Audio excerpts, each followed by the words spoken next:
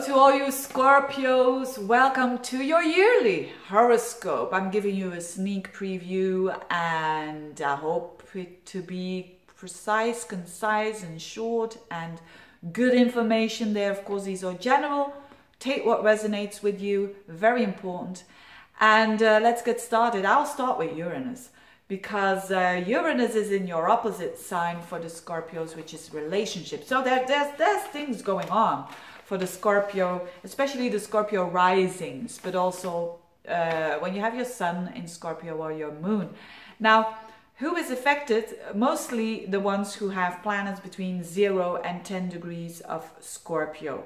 They will feel it the most in 2019. So that is the November-born, the October-born Scorpios. You will feel it the most. This energy that I'm going to describe. Whenever it comes, what is this energy? This energy is about freedom. It's about liberation. It's about things that people that are unusual, and you don't want to follow the mainstream. And that is the fact with relationships. So a huge focus on relationships for you Scorpios. And when you are in a relationship, and you want to embrace this Uranus, you want to accept that. It's about doing things a bit differently. And, don't do business as usual because you're going to feel frustrated, and that other person too. If you're single, you can meet someone who's kind of Uranus-like. What is that? It could mean someone who works abroad every now and then, and you don't see them that much, but actually that's good for you.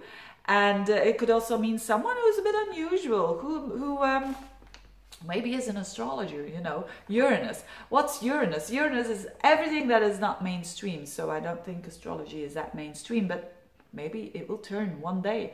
But things like that. So you want, if you want to accept that energy, which is what astrology is all about acceptance of what is, you want to embrace that energy, you Scorpios. And I know Scorpio is a fixed sign, so it doesn't want to get out of its comfort zone, but when it knows that it needs to shift, it's going to do that. So expect some surprises when it comes to relationships, and embrace it.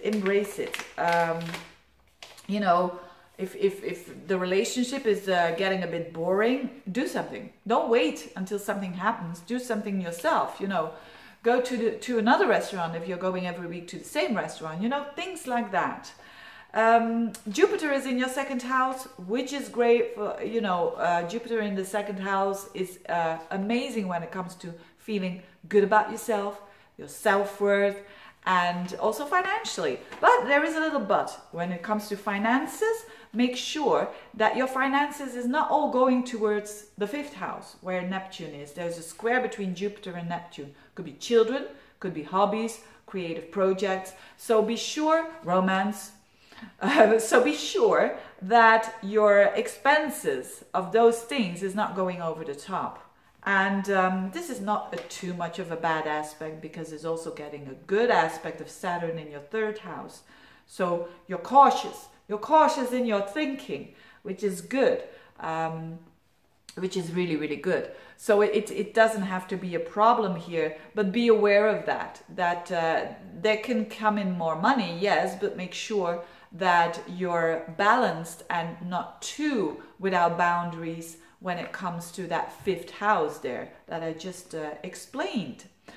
The nodes, that's good for you as well because the nodes are shifting into Cancer, the North nodes, and that's another water sign for you, and that is in your ninth house. So a lot of you will be wanting to, the North node is what we want to do and what we need to develop more.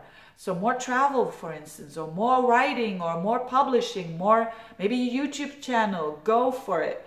Maybe a vlogging or blogging or whatever, because the ninth house is a big platform. You could do a new study, a new